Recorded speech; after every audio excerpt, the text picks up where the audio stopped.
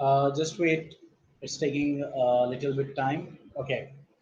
So class 9, today we are going to start the second chapter of chemistry, and that is matter around us pure?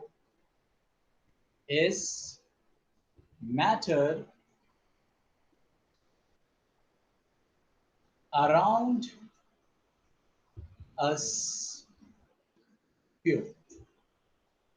ठीक है, देखो पहले chapter में हमने पढ़ा मैटर के बारे में और ये देखा कि हर वो चीज जो मास, जिसके पास मास है या कुछ स्पेस ऑक्युपाई करती हो and which can be sense with our sense organs, that could be a matter.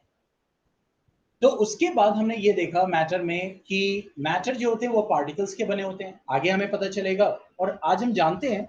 लेकिन अगर हम बुक के अकॉर्डिंग देखें तो आगे पता चलेगा वो पार्टिकल्स क्या हो सकते हैं, एटम हो सकते हैं, मॉलिक्यूल्स होते हैं। लेकिन अभी हम उसी लेवल पे होके आगे बढ़ रहे हैं, मतलब कि वही सोचते हुए आगे बढ़ रहे हैं। अभी हमें नहीं पता कि एटम और मॉलिक्यूल क्या होता है, ये मान के चल रहे हैं, ताकि तभी हमें इंटरेस्ट आएगा और हम समझ पाएंगे चीजों को। ठीक है, तो हम ये जानते हैं आज जो हम पार्टिकल जिनको बोल रहे हैं बेसिकली कि मैटर पार्टिकल का बना होता है, तो वो एटम हो सकते हैं, मॉलिक्यूल हो सकते हैं, आयंस हो सकते हैं। तो बात यहाँ पे उठ रही है कि ये जो मैटर है वो प्योर है कि नहीं है। ठीक है, तो ये जान लीजिए कि all the matter around us,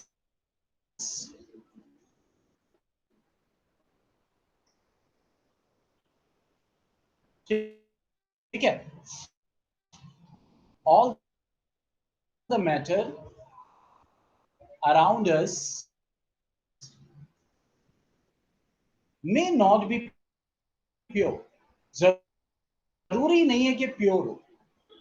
अब देखो यहां पे ये जो प्योर वर्ड है, हमें इस प्योर वर्ड को साइंटिफिकली समझना है। हमें इस प्योर वर्ड को साइंटिफिकली समझना है। जैसे मैं आपके सामने एक ग्लास बनाऊं, ठीक है, और इसमें मैं मिल्क डालूं, ठीक है, तो मिल्क प्योर है या इम्प्योर है? इसका क्या मतलब हुआ? प्योर मिल्क का मतलब क्या हुआ? माइक्रोफोन ऑन कीजिए, उमर बताइए मुझे। Good evening everyone. उमर बताइए कि मैंने बोला प्योर मिल्क या इम्प्योर मिल्क, तो इसका क्या मतलब हुआ? सर प्योर मतलब साफ मिल्क, इम्प्योर मतलब गंदा।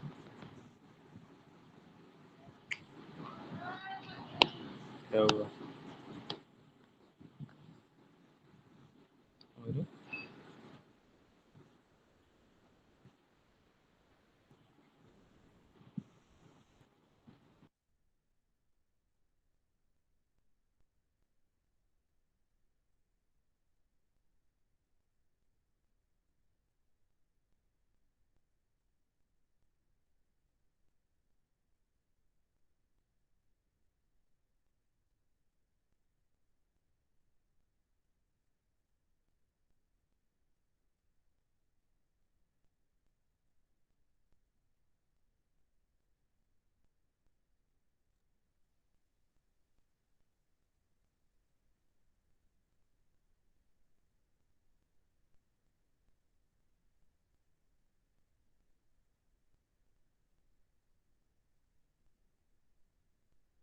और नेटवर्क इश्यू।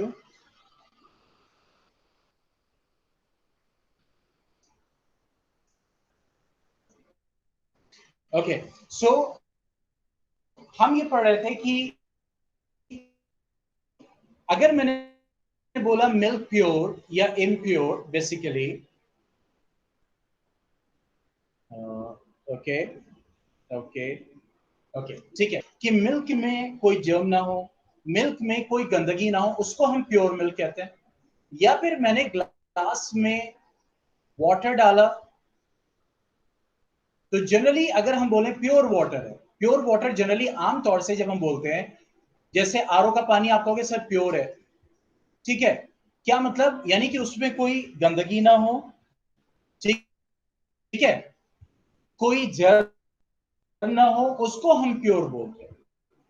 लेकिन अगर साइंटिफिकली हमें प्योर देखना हो तो वो चीज डिफरेंट है। जैसे अगर आरओ का पानी है, आरओ वाटर, तो पता है साइंटिफिकली वो इम्प्योर है। हालांकि हम ये कहते हैं कि पानी जो है, यानी आरओ का पानी आप एक ग्लास में लेके आए, भाई मैं पूछ रहा हूं ना साफ है, ठीक है, तो आप हाँ सर साफ है, पीने लायक है, तो वो आरओ का वाटर हम आम जिंदगी में उसको प्योर बोल रहे हैं, लेकिन साइंटिफिकली वो इम्प्योर क्यों है? मिल्क आपने लिया, मिल्क एकदम साफ है, कोई गंदगी नहीं है, कोई जर्म नहीं है, लेकिन साइंटिफिकली वो इम्प्योर है। साइंटिफिकली वो इम्प्योर। तो प्योर की डेफिनेशन साइंटिफिकली का मतलब क्या होता है, इसको बहुत अच्छे से समझना। ठीक है, आमतौर में प्योर और इम्प्योर उसको हम कहते हैं कि जिसमें गंदगी ना हो या जर्म्स ना हो, लेकिन साइंटिफिकली जो है वो थोड़ा सा डिफरेंट है।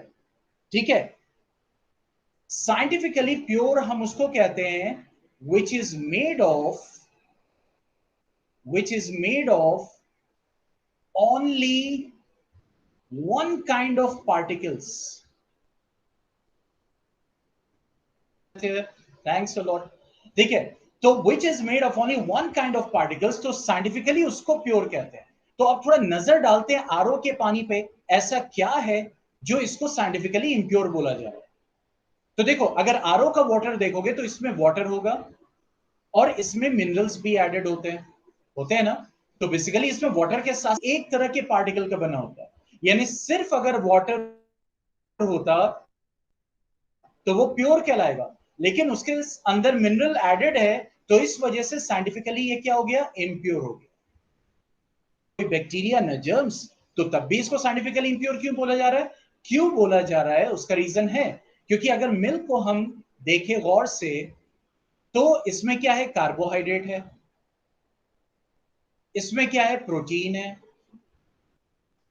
इसमें क्या है, फैट है, इसमें क्या है, वाटर है, इसमें क्या है, मिनरल्स। मतलब ये एक तरह के पार्टिकल्स का मिलके नहीं बना है मिल्क, मिल्क कई तरह के पार्टिकल्स का मिलके बना है।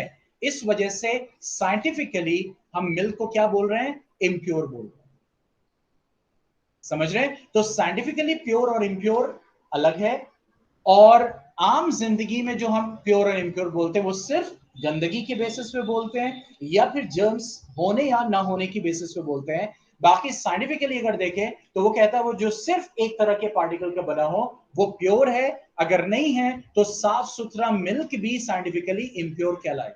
ये पॉइंट क्लियर हुआ, scientifically pure and scientifically impure.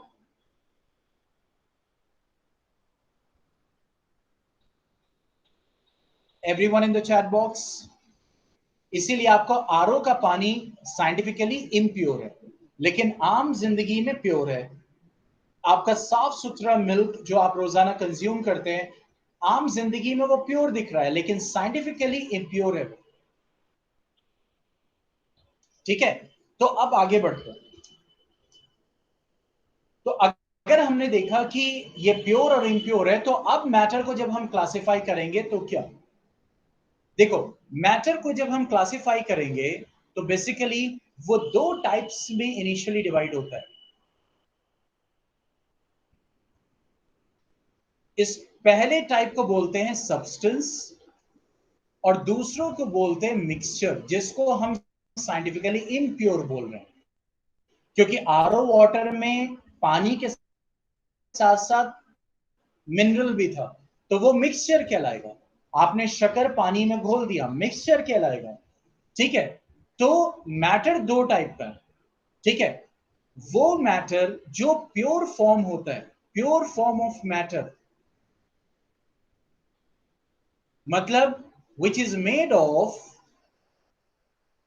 single type of particles, उस प्योर फॉर्म ऑफ मैटर को, प्योर फॉर्म ऑफ मैटर को हम बोलते हैं सब्सटेंस।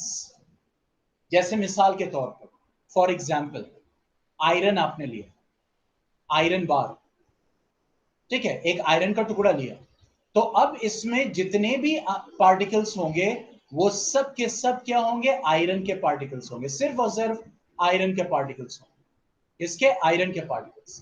तो ये आयरन क्या है, सब्सटेंस, यानी विच is made up of only single water.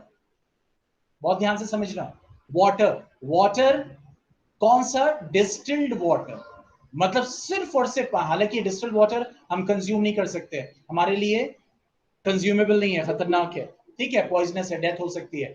तो ये जो डिस्टिल्ड वाटर होता है, जो जनरली आपके जो एसी का जो पानी निकलता है ना, वो भी आपका डिस्टिल्ड वाटर होता है, या फिर लैब्स में means only water, only water, ठीक है। तो वो क्या है, आपका सब्सटेंस है, क्या है, सब्सटेंस है। समझ रहे इस चीज को, ये क्या है, सब्सटेंस। क्यों, क्योंकि इसमें सिर्फ और सिर्फ वाटर के पार्टिकल्स है, जितने भी पार्टिकल्स हैं वो सब के सब क्या है, H2O। इसी तरीके से अगर आपने ऑक्सीजन गैस ली, सिर्फ और सिर्फ ऑक्सीजन गैस है, तो इसमें जितने भी पार्टिकल होंगे वो सब ऑक्सीजन के ही होंगे। तो ये भी आपका क्या होगा, प्योर फॉर्म ऑफ मैटर, क्योंकि सिर्फ और सिर्फ ऑक्सीजन के बना हो। समझ रहे हैं। तो यहां से क्या पता चला, प्योर फॉर्म ऑफ मैटर जो होगा उसको हम सब्सटेंस बोलेंगे, जो सिर्फ और सिर्फ सिंगल टाइप ऑफ पार्टिकल्स का बना हो, सिर्फ और सिर्फ सिंगल टाइप ऑफ पार्टिकल का बना हो। तो इसीलिए जो आपका डिस्टिल्ड वाटर है वो साइंटिफिकली प्योर है, साइंटिफिकली क्या है, प्योर है, डिस्टिल्ड वाटर। और जो वाटर है पीने लायक होता है, ठीक है, लेकिन वो साइंटिफिकली क्या है, इम्प्योर। तो यहां से ये पता चला, सब्सटेंस इज व्हाट, अगर हम डिफाइन करें सब्सटेंस को, तो pure form of matter, scientifically pure का मतलब made up of single type of particles. जैसे मैंने आपको एग्जांपल दिया आयरन, जैसे मैंने आपको एग्जांपल दिया वाटर, ठीक है, जैसे मैंने आपको एग्जांपल दिया ऑक्सीजन गैस, जिसमें सिर्फ और सिर्फ सिंगल पार्टिकल। अच्छा ये बताओ,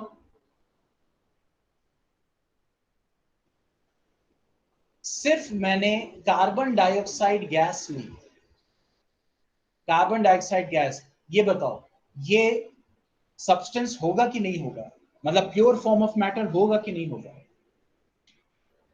पहले चैप्टर में हाइपोटोनिक हाइपोटोनिक सोल्यूशन पढ़ा है, ठीक है। तो होगा क्या, जब हम डिस्टिल्ड वाटर पिएंगे, तो डिस्टिल्ड वाटर में सिर्फ और सिर्फ पानी होगा, वाटर होगा। बॉडी में जो सेल्स हैं, आपकी बॉडी में सेल्स हैं, जो होगा वो क्या होगा, हाइपरटोनिक सोल्यूशन होगा।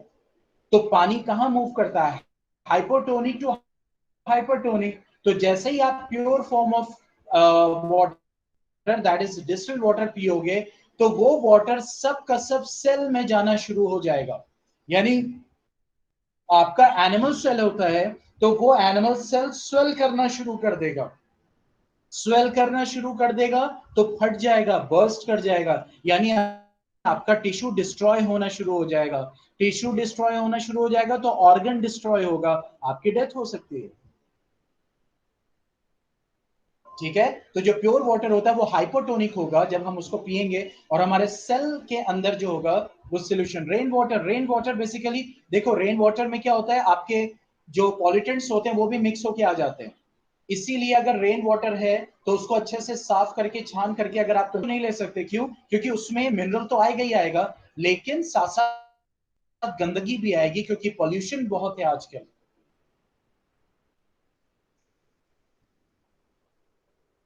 समझ गए।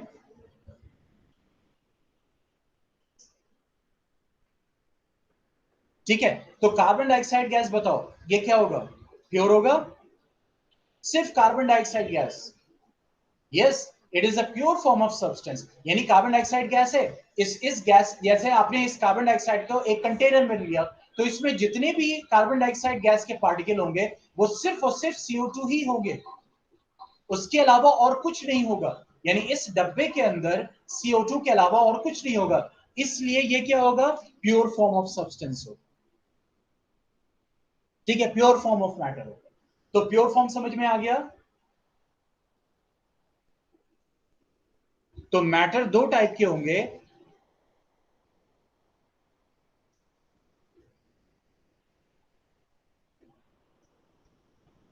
दैट इज,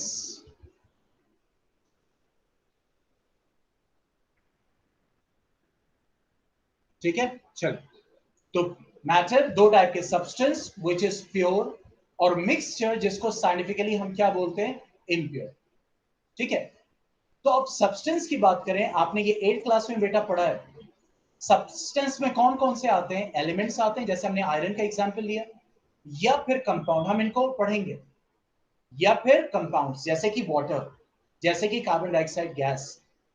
ठीक है, तो सब्सटेंस में दो टाइप के, एलिमेंट या फिर कंपाउंड। एलिमेंट में आपके कौन कौन से हो सकते हैं, मेटल हो सकते हैं, मेटलॉइड्स हो सकते हैं, या आपने 8th क्लास में पढ़ा था material metal and non metal में, और नॉन मेटल्स। ठीक है, तो इसका मतलब वो मैटर जो प्योर फॉर्म होता है यानी सब्सटेंस, तो हम एलिमेंट को या प्योर बोल सकते हैं साइंटिफिकली, या सब्सटेंस, या कंपाउंड के। एलिमेंट में जैसे हमने डिस्कस किया आयरन को, ठीक है, यहाँ पे आयरन को डिस्कस किया था। इसी तरह हमने नॉन मेटल में ऑक्सीजन गैस को लिया एग्जाम्पल के तौर पे। कंपाउंड में हमने वाटर को लिया। कंपाउंड मतलब दो या उससे ज्यादा एटम्स के मिलके बने हो, या एलिमेंट्स के मिलके बने हो। या फिर हमने कार्बन डाइऑक्साइड को लिया, ये भी कंपाउंड है। तो ये सब क्या है, प्योर फॉर्म ऑफ सब्सटेंस। ठीक है, आगे जब हम बात करेंगे मिक्सचर यानी इम्प्योर, मतलब a matter which is made of two or more kind of particles। ठीक है, जैसे फॉर एग्जांपल आरओ वाटर, ये क्या हो जाएगा, मिक्सचर हो जाएगा। रेन वाटर, ये क्या हो जाएगा, मिक्सचर होगा, क्योंकि उसमें वाटर के साथ दूसरे दूसरे मिनरल्स पे। ठीक है, इसी तरीके से एयर भी क्या हो जाएगी, मिक्सचर हो जाएंगे। इसी तरह से एलॉयज, अभी हम डिटेल में सब पढ़ेंगे, ये सिर्फ आपको ब्रीफ किया जा रहा है, एक्सेट्रा एक्सेट्रा। ठीक है, तो मिक्सचर मतलब which is made up of two और more different kind of particles. और अगर हम मिक्सचर्स की बात करें जो हम पढ़ने वाले हैं आगे चैप्टर में, so we have two kinds of mixtures. Mixtures को मैं डिवाइड कर रहा हूं, नॉट एलॉयज। ठीक है, one is known as homogeneous mixture, जिसमें मिक्सिंग जो होगी एकदम यूनिफॉर्म होगी, होमोजेनस मिक्सचर्स। ठीक है, and next one is the heterogeneous mixtures. Next one is the heterogeneous mixtures। Homogeneous mixture, जैसे मैं आपको, ये हम डिटेल में पढ़ेंगे बेटा, डोंट वरी। ठीक है, होमोजेनस मिक्सचर मतलब मैं आपको एक एग्जांपल दे रहा हूं, जैसे शुगर सॉल्यूशन, मतलब जब आप शक्कर पानी में मिलाते हो तो वो शक्कर एकदम यूनिफॉर्मली घुल जाती है। यानी आप जब अच्छे से उसको घोल दोगे तो आप ऊपर से पानी पियोगे वो भी मीठा होगा, नीचे से पानी, यानी यूनिफॉर्म डिस्ट्रीब्यूशन, तो उसको हम कहते हैं होमोजेनस मिक्सचर। और हेट्रोजेनस मिक्सचर कहते हैं जो यूनिफॉर्म डिस्ट्रीब्यूशन ना हो। जैसे मैं आपको एग्जांपल दूं, मड वाटर, यानी एक पानी है, उसमें आप मिट्टी डाल दो, अगर आप उसको चला भी दोगे थोड़ी देर बाद देखोगे ऊपर कम मिट्टी नीचे ज्यादा मिट्टी बैठ जाएगी, मतलब नॉन यूनिफॉर्म डिस्ट्रीब्यूशन है, मतलब बराबरी से डिस्ट्रीब्यूट नहीं हुआ, बराबरी से मिक्सिंग नहीं हुई है। तो ऐसे मिक्सचर को हम क्या बोलते हैं, हेट्रोजेनस मिक्सचर। तो हम ये सब डिटेल में पढ़ने वाले हैं, metals, metalloids, non metals, homogeneous mixture and heterogeneous mixtures. ठीक है, इज दैट क्लियर? और थोड़ा सा मैं आपको बता दूं कि ओवरव्यू में, ठीक है, होमोजेनस मिक्सचर्स में हम क्या पढ़ेंगे, सॉल्यूशंस। क्या पढ़ेंगे, सॉल्यूशंस। और हेट्रोजेनस मिक्सचर में हम पढ़ेंगे कोलॉइड्स एंड सस्पेंशंस, क्योंकि सारे होमोजेनस मिक्सचर सॉल्यूशंस कहलाते हैं। All homogeneous mixtures are called solutions. ठीक है, तो हमने ये पढ़ा मैटर जो होता है वो प्योर फॉर्म भी हो सकता है, सब्सटेंस भी हो सकता है, मिक्सचर भी हो सकता है। सब्सटेंस में एलिमेंट हो सकता है या कंपाउंड, जैसे हम आयरन लेते हैं वो एक एलिमेंट है, वो एक सब्सटेंस है। हमने ऑक्सीजन गैस ली, वो एक नॉन मेटल है, वो एक सब्सटेंस है।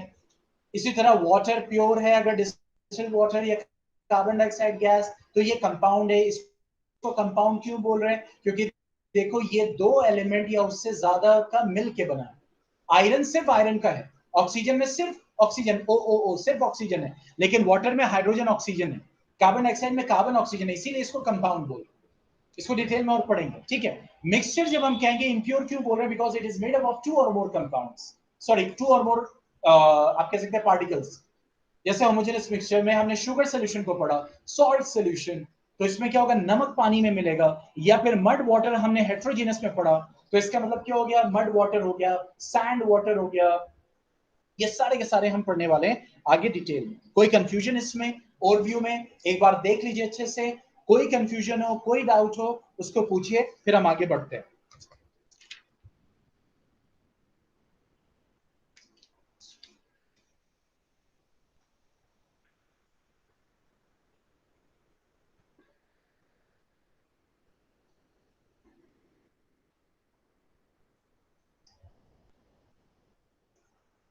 तो यहां से हमें देख के ये पता चला कि आसपास हमारे जितना मैटर है, या तो वो साइंटिफिकली प्योर हो सकता है, यानी कि made up of single kind of particles, या फिर साइंटिफिकली इम्प्योर हो सकता है, मतलब मेड अप ऑफ 2 और मोर काइंड ऑफ पार्टिकल्स।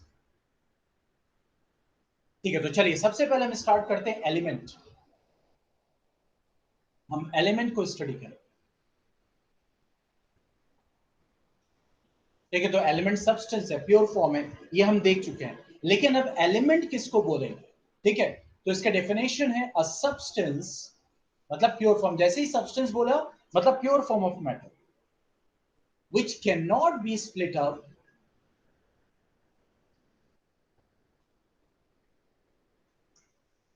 बहुत ध्यान से समझिएगा, which cannot be split up into 2 or more simpler substance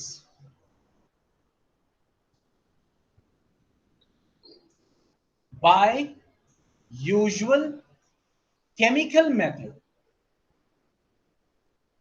ये नहीं है कि एक आयरन का बार लिया, एक छड़ ली, उसको हमने 2 टुकड़े में कर दिया, आप कहेंगे अरे सर ये तो आपने बोला था स्प्लिट अप नहीं हो सकता, ये तो स्प्लिट अप हो गया। तो आपने जो छड़ को तोड़ा है, चाहे हथौड़े से चाहे किसी चीज से, वो फिजिकल मेथड है। यहां पे बात हो रही है केमिकल मेथड की, यानी केमिकल रिएक्शन से अब आप उसको और छोटा नहीं तोड़ सकते। यानी अगर आप आयरन का बार लेंगे तो सबसे छोटा पार्टिकल उसके आयरन के एटम्स ही होंगे, उससे छोटा उसके अंदर इलेक्ट्रॉन प्रोटॉन न्यूट्रॉन हो सकता है। समझ रहे? तो यूजुअल केमिकल मेथड से हम उसको स्प्लिट अप नहीं कर सकते, ठीक है। तो इसलिए हम इसको क्या बोलेंगे, that is called what, the element. या फिर और सिंपल डेफिनेशन अगर हम लिखें कि an element can not be split up into 2 or more simpler substances,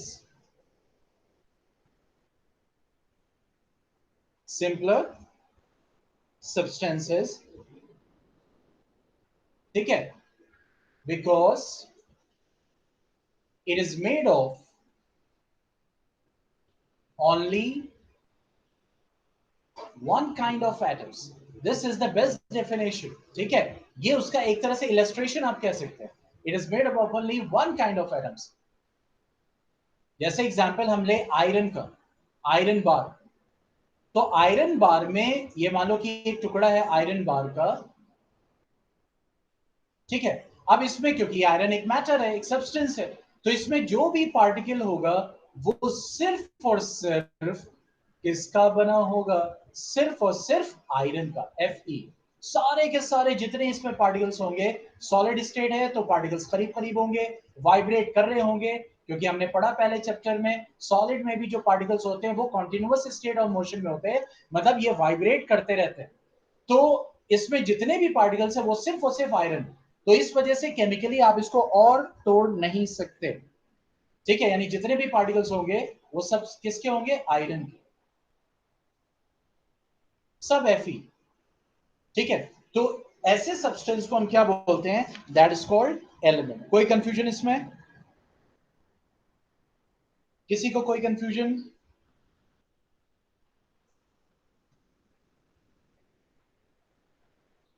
ठीक है, और ये जो एलिमेंट भी हो सकते हैं, लिक्विड भी हो सकते हैं, और गैस भी हो सकते हैं, यानी तीनों स्टेट में एग्जिस्ट कर सकते हैं।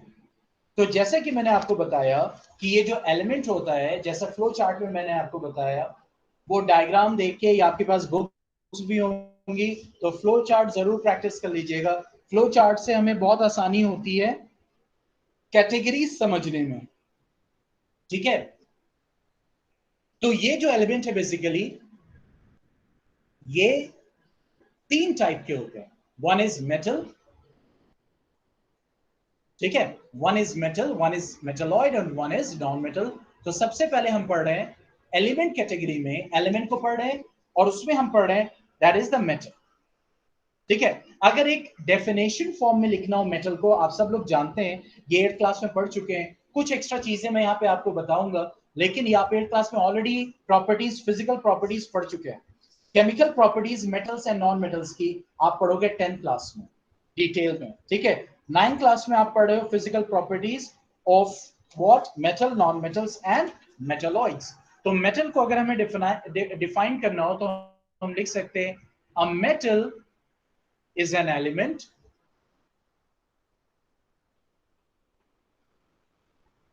that is malleable. Definition: that is malleable, ductile and conducts electricity.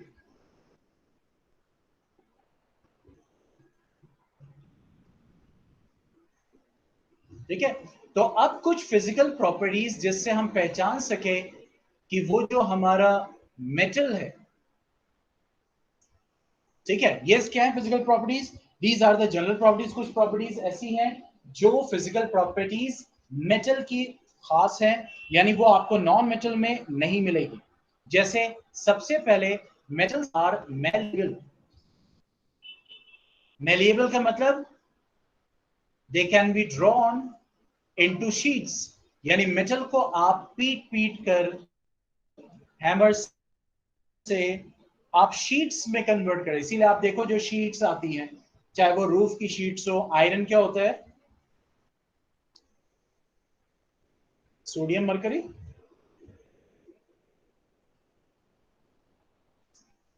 What sodium mercury?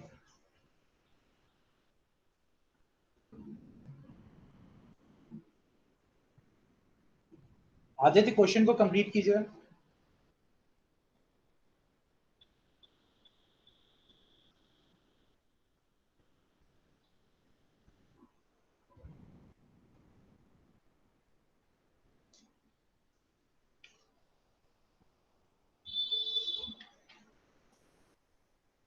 Yes, I'm waiting.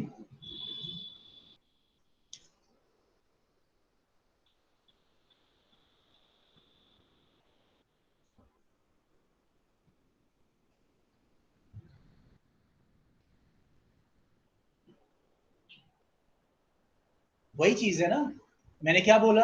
General properties, exception तो रहेगा ही रहेगा। मरकरी ऐसा मेटल है जो सॉलिड नहीं होता, लिक्विड है। तो ऑब्वियसली जब लिक्विड है तो उसको हम शीट में कैसे कन्वर्ट कर सकते हैं? Exception will always be there. जैसे फॉर एग्जांपल एल्युमिनियम फॉयल, ठीक है, आयरन शीट्स बनती हैं जो रूफ पे लगाई जाती है, ठीक है। तो ऑब्वियसली आप शीट में उनको कन्वर्ट कर पाओगे जो आपके मेटल्स क्या होंगे? सॉलिड होंगे। Okay, next one, the metals are ductile. Ductile मतलब they can be drawn into wires. आप उनको वायर्स में कन्वर्ट कर सकते हो, लंबे लंबे वायर्स हम ले सकते हैं।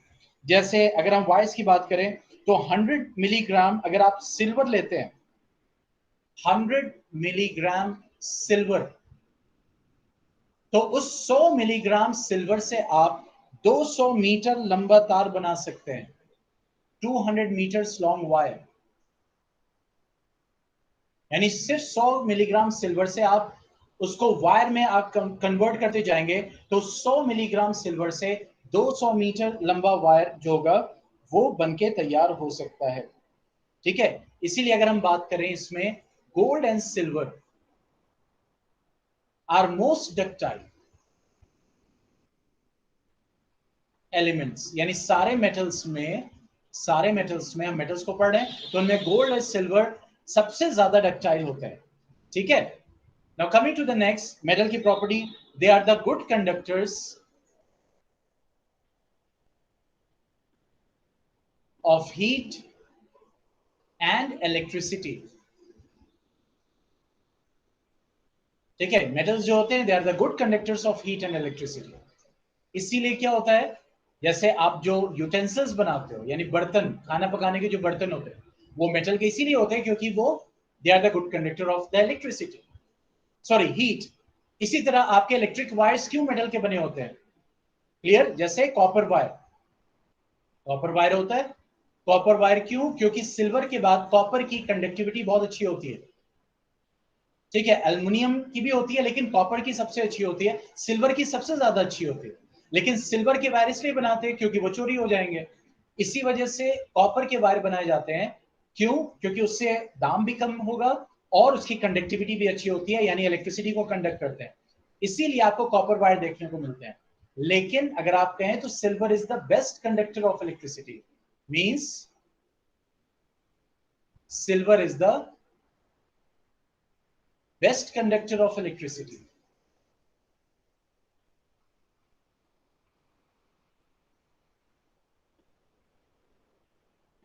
लेकिन चूंकि ये महंगे होते हैं, चोरी हो सकती है, इसलिए सिल्वर के वायर्स नहीं बनाई जाती. ठीक है, and silver is also, and heat यहीं पे कर दे रहा हूं, एंड हीट. ठीक है, दूसरी अगर हम बात करें पुअरेस्ट, तो lead, that is PB, is the poorest conductor. Metals में lead is the poorest conductor. ठीक है, of heat.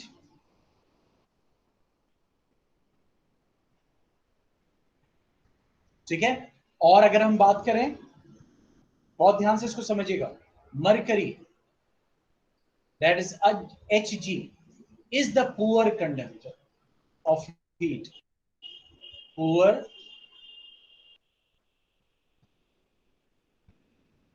conductor of heat. ठीक है, यानी silver the best, mercury is the poor conductor and lead is the poorest conductor. Difference को समझिएगा, यानी सबसे बुरा जो होता है, and that is the lead.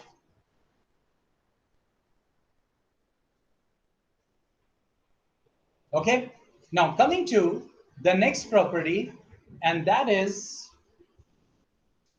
fourth one.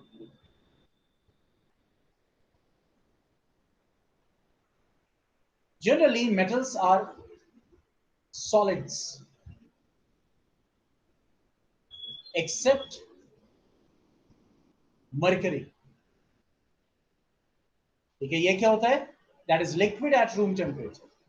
Liquid at room temperature. इसी तरह से बात करें, metals have high tensile strength. Tensile strength कहते हैं ability to bear weight, यानी वजन सहने की क्षमता.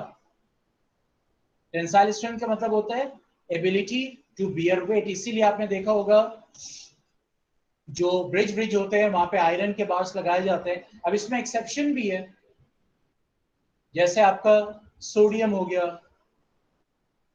पोटेशियम हो गया,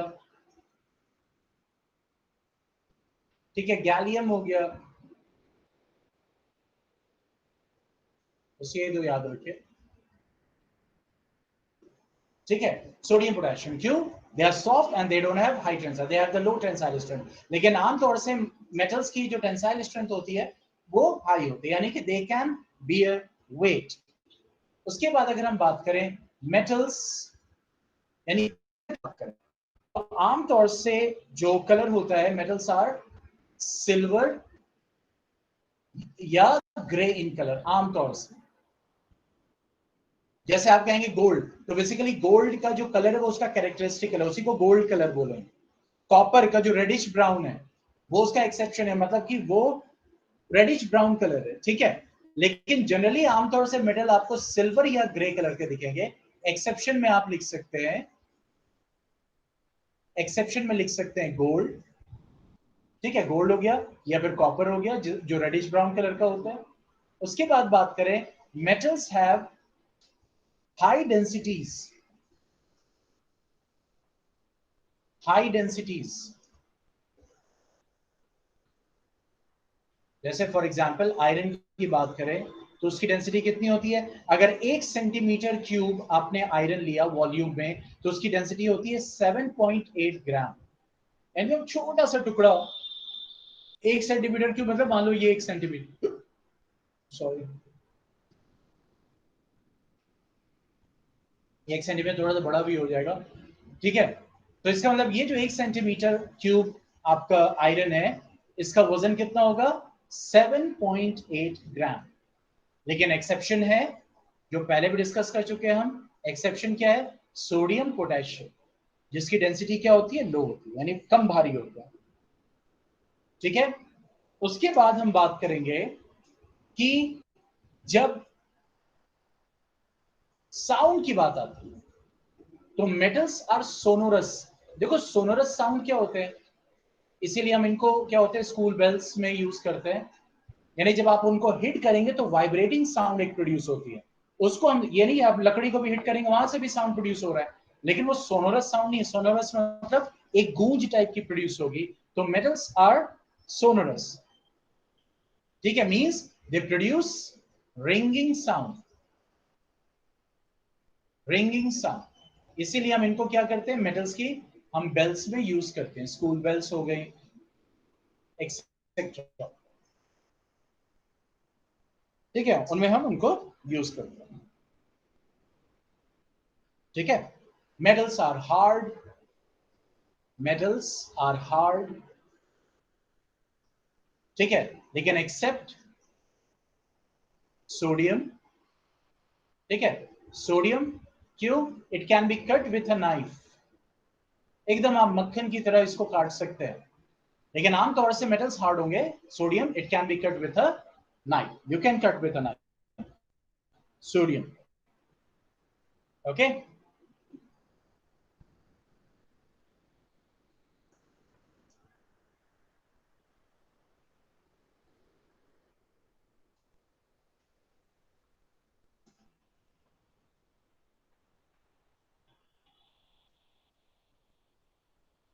See this.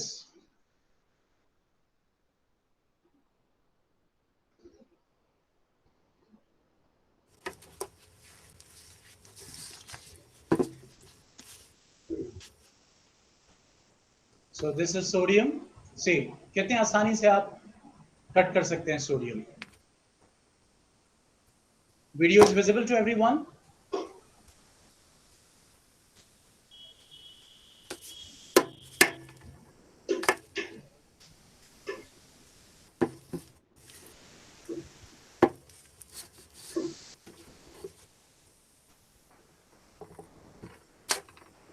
तो इसका मतलब ये एक्सेप्शन है, आपका सोडियम है, पोटेशियम है, means they can be cut with a knife, means they are not so hard,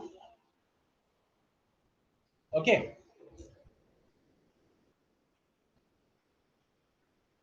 इसी तरीके से metals have generally,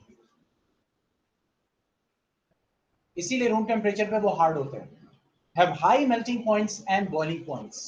high melting points यानी बहुत हाई टेम्परेचर पर मेल्ट करते हैं, इसीलिए आमतौर से जो हमारा रूम टेम्परेचर होता है उस पे मेटल आमतौर से हमें सॉलिड फॉर्म में दिखाई देते हैं, क्योंकि मेल्टिंग पॉइंट उनका बहुत क्या है, हाई होता है।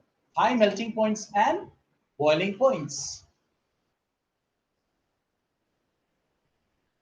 ठीक है। फॉर एग्जांपल आपका जैसे आयरन हो गया, ठीक है, आयरन का मेल्टिंग पॉइंट होता है 1535 यानी 1535 डिग्री सेल्सियस, ठीक है। लेकिन एक्सेप्शन भी है, ऐसे भी मेटल्स हैं जो आप हाथ पे रखोगे तो पिघल जाएंगे, जैसे गैलियम हो गया, इट मेल्ट्स एट, ये एक्सेप्शन हो गया, गैलियम है, सीजियम है, तो gallium melts at body temperature,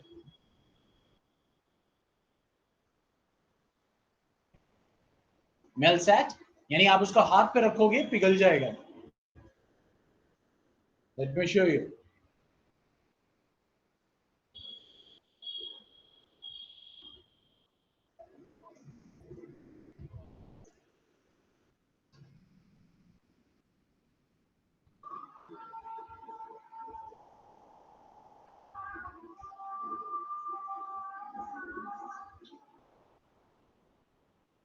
Sign up on Binomo and get a chance to earn on exchange rates. Binomo, your honest trading partner.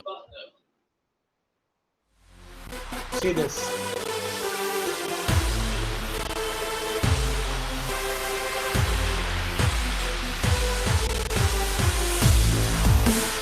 See that this is the solid form.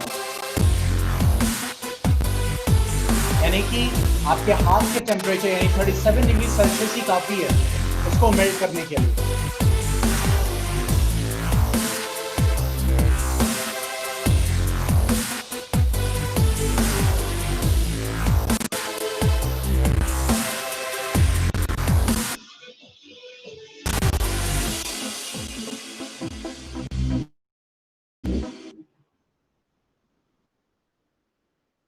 देखा? तो generally metals का जो आपका melting point boiling point होता है वो high होता है, लेकिन एक्सेप्शन में जैसे मैंने आपको गैलियम दिखाया, गैलियम का क्या होगा? It will have low temperature, ठीक है, लो melting point and boiling point. Is that clear? Is that clear?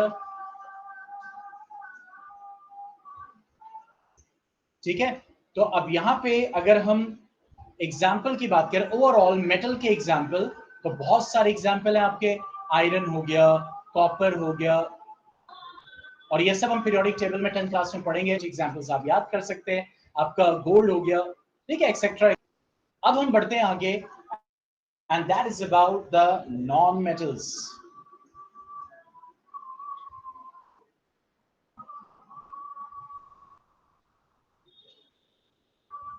ठीक है, दैट इज नॉन मेटल्स। तो हम मैटर में, एलिमेंट में दूसरा टाइप ऑफ एलिमेंट पढ़ रहे हैं, दैट इज नॉन मेटल। तो नॉन मेटल को डिफाइन करना हो तो उसमें हम लिख सकते हैं an element which is neither, अगर हमें डिफाइन करना हो, which is neither malleable nor ductile and does not conduct electricity, and does not conduct electricity, ठीक है, that is called what? The non-metals. जैसे for example oxygen, fluorine, chlorine, phosphorus, sulphur, nitrogen, etcetera etcetera, bromine and all everything, ठीक है, etcetera etcetera. Okay, इसमें non metal से हम बात करें तो डायमंड एंड ग्रेफाइट भी इसी में है, क्योंकि ये कार्बन के बने होते हैं। ये भी नॉन मेटल्स है, क्योंकि they are the pure form of carbon. इसीलिए इसमें सबसे इंपॉर्टेंट और मैं जोड़ दे रहा हूं, carbon, that is a non metal. इसको तो भूल ही गया था, ठीक है। तो यहां पे हम नॉन मेटल्स की बात करें तो जैसे कार्बन हो गया, ऑक्सीजन हो गया, फ्लोरीन हो गया, क्लोरीन हो गया, ये सब क्या है? दीज आर व्हाट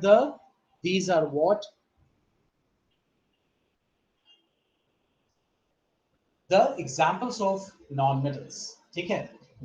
देखो कार्बन भी मैंने लिखा और डायमंड और ग्रेफाइट भी लिखा है, क्यों? क्योंकि आप 10th में जब पढ़ोगे इलेक्ट्रोड्स ऑफ कार्बन में, तो आप ये पढ़ोगे diamond is only made of carbon, graphite is the pure form of carbon, carbon का प्योर फॉर्म है, इसीलिए इसको हम डायरेक्टली नॉन मेटल भी बोल सकते हैं। अब हम बात करते हैं फिजिकल प्रॉपर्टीज की। यस बेटा, वो सब है, आयोडीन भी है, आयोडीन भी नॉन मेटल है। एक्सेप्शन, कौन सा एक्सेप्शन? किस चीज का एक्सेप्शन?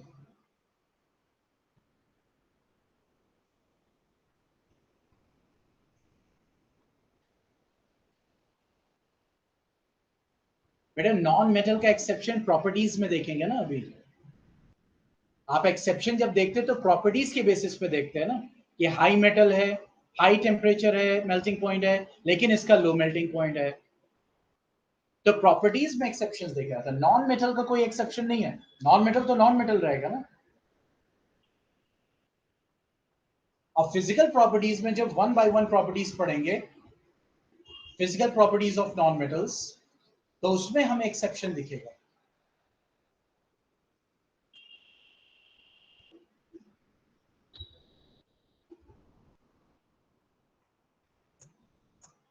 नंबर 1, तो ये कैसा होता है, नॉन मैलिएबल, मतलब आप कोई भी नॉन मेटल हो उसको आप शीट में नहीं कन्वर्ट कर सकते हैं। नॉन डक्टाइल, कोई भी नॉन मेटल हो आप उसका वायर नहीं बना सकते। क्यों? अगर आप उसको हैमर से पीटना शुरू करोगे, कोई भी नॉन मेटल है, तो जनरली आप शीट या वायर किसका बनाएंगे, जो सॉलिड होगा। लिक्विड और गैस का तो बनाएंगे नहीं, ठीक है। तो यहाँ पे वही चीज है कि सॉलिड को जब आप हैमर से ब्रेक करोगे तो जो भी नॉन मेटल है वो सब का सब टूट जाएगा, बिखर जाएगा, ठीक है। इस वजह से नॉन मेटल्स क्या होते हैं, non malleable and ductile. Non metals solid भी हो सकते हैं, लिक्विड, जैसे मेटल सिर्फ और सिर्फ सॉलिड थे, एक एक्सेप्शन था मरकरी, लेकिन नॉन मेटल सॉलिड भी हो सकता है, लिक्विड भी हो सकता है, गैस। जैसे मैं तीनों का एग्जांपल दूं, सॉलिड जैसे आपका आयोडीन, ठीक है, सल्फर, फॉस्फोरस, ये सब सॉलिड नॉन मेटल है। लिक्विड जैसे ब्रोमीन, ये लिक्विड नॉन मेटल है। गैस मतलब गैसियस फॉर्म में ऑक्सीजन, फ्लोरीन, नाइट्रोजन। सॉलिड में कार्बन भी आ जाएगा in the form of diamond and all, समझ रहे इस चीज को। तो यहाँ पे हो गया गैस, तो ये सॉलिड नॉन मेटल भी हो सकते हैं, लिक्विड नॉन मेटल भी हो सकता है, गैसियस नॉन मेटल भी हो सकता है। ओके, आगे बढ़ते हैं।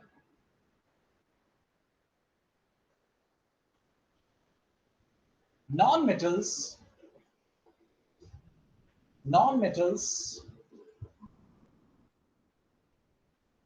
are generally dull, no shiny appearance, are generally dull। लेकिन एक्सेप्शन है आयोडीन। क्या आयोडीन नॉन मेटल है, सॉलिड नॉन मेटल है, जाहिर सी बात है कौन शाइन करेगा, जो सॉलिड होगा, या लिक्विड भी थोड़ा बहुत जो स्पार्कल करेगा। लेकिन यहाँ पे बात हो रही है कि सारे नॉन मेटल्स की तो गैसियस फॉर्म तो आप बता ही नहीं सकते ना, गैसियस फॉर्म में कहाँ शाइनी नॉन शाइनी होगा, ठीक है। तो जनरली जो होगा नॉन मेटल वो डल होगा। एक्सेप्शन आपका आयोडीन है। जैसे मेटल्स क्या होते हैं, मेटल्स लस्टरस होते हैं, ठीक है, नॉन मेटल्स नॉन लस्टरस होते हैं। एक्सेप्शन क्या हो गया, आयोडीन। Is that clear?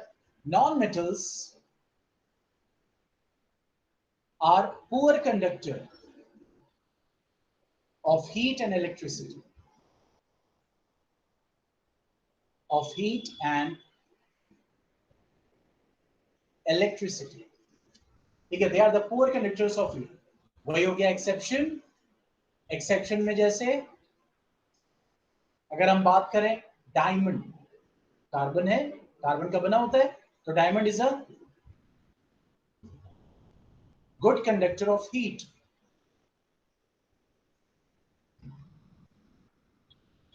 इसी तरह बात करें ग्रेफाइट की, ये भी कार्बन का बना है, ये भी नॉन मेटल है, कार्बन है, ठीक है, उसका एक डिफरेंट फॉर्म है कार्बन का, graphite, that is a good conductor of electricity. तो जनरली आपके नॉन मेटल्स जो होते हैं वो पुअर कंडक्टर होते हैं हीट एंड इलेक्ट्रिसिटी के, ठीक है। लेकिन एक्सेप्शन है, जैसे diamond good conductor of heat और graphite good conductor of electricity. Non metals are non sonorous, मतलब कोई भी रिंगिंग या वाइब्रेटिंग साउंड वो प्रोड्यूस नहीं करेंगे। Are sorry, non sonorous, non sonorous. They have low tensile strength, यानी उनके अंदर वजन सहने की क्षमता कम होती है, लो टेंसाइल स्ट्रेंथ, ठीक है।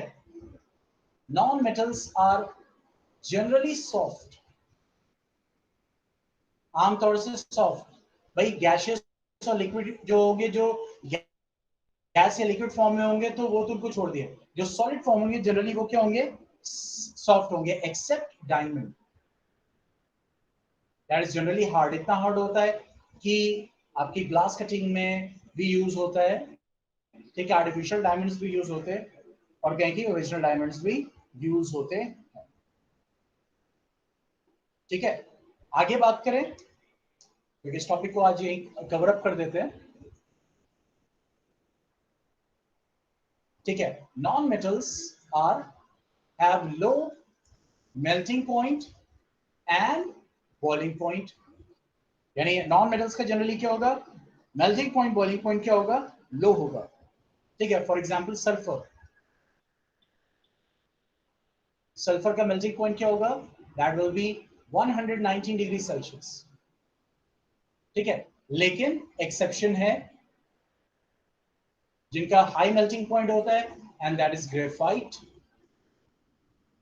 ठीक है। ग्रेफाइट यूज जनरली उसका 3700 डिग्री सेल्सियस, ग्रेफाइट का मेल्टिंग पॉइंट कितना होता है, 3700 डिग्री सेल्सियस, तो ये आपका एक्सेप्शन है, ठीक है। Non metals are generally, metals क्या आते हैं, या तो सिल्वर या तो ग्रे आमतौर से, लेकिन non metals are generally colourful,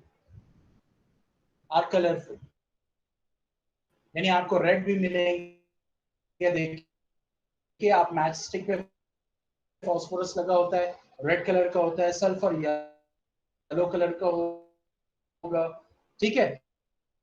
तो इसका मतलब क्या हो गया कि they are generally colourful, different colours के होते हैं, ठीक है। Non metals have low densities,